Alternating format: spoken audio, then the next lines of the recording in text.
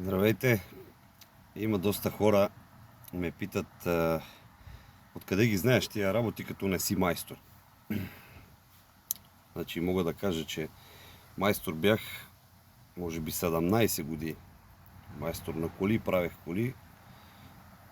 Почти всякакви коли съм правил.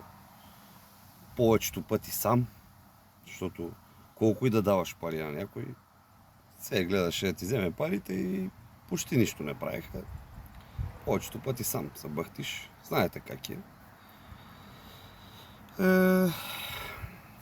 И какво да ви кажа, след проблеми с кръста, и то много сериозни проблеми с кръста, се отказах от този занаят и заради това искам да ви помогна на вас сега, ако можете да не давате пари по сервизите, грешни пари, където що, нали, има някои елементарни работи с две копчета или нещо, където и вие може да си го изчистите и да ви вземат само 100-200 евро сега за една простотия не си заслужава. Заради това ви го казвам на вас, никога не съм бил алчен, лаком за пари и така нататък.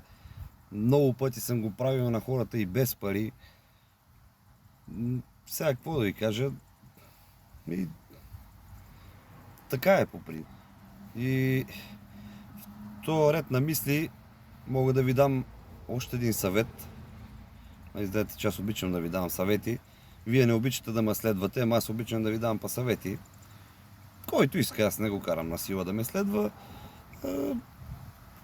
Ако искате ме следите, нали? Аз ще ви дам още един съвет.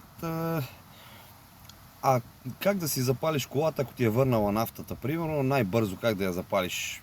Случва ти се, свършва ти нафтата на сред шосето, отиваш до най-близката бензиностанция, макар на стоп, макар, нали, пеши, взимаш си нафта, сипаш, да, но тя не пали толкова бързо. Някой пъти въобще нема запали, зависи дали ще подкачи. Как да стане? Как ще стане сега? Сваляте маркуча на филтъра. По-хубаво е не от тук, от към филтъра, нали? Ако ви е удобно и от тук, да не е грешно, ама по-добре от другата страна. Взимате, като мен, ако имате дезодорант за подмишници, нали, то нормално да имаш в колата дезодорант за подмишници, поне при мен е нормално, че се потия много. Ето, да не вам показвам, нали, много марки, то е ясно. Дезодорант за подмишници.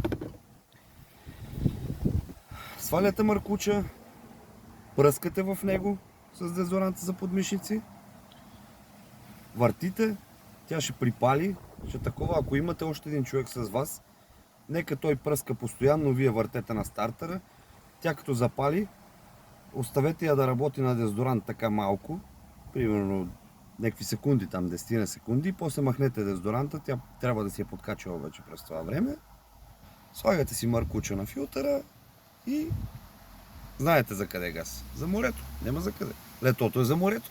На зимата ще ходим на планина. Ако имате някакви други въпроси или нещо ви интересува, с моите 17 години стаж много съвети мога да ви дам. И не само за коли. Аз монтирам и климатици, аз монтирам и камери, монтирам и сот системи, правя и ВИК-та, и инсталации на къщи. Доста съвети мога да ви дам по тия моите теми. Питайте, няма лошо. На кой може ще отговориме. Сега да нема сърдити, не на всеки може да отговориме, защото те пишат примерно 5000 човека. Не мога да смогна да пиша на всички. Не опитвам се, но и аз имам работа. Не мога да стоя само да пиша. Когато съм малко по-свободен като сега, заради това, нали, правя клипове, ама не мога постоянно. Айде, последвайте ме и дайте лайк.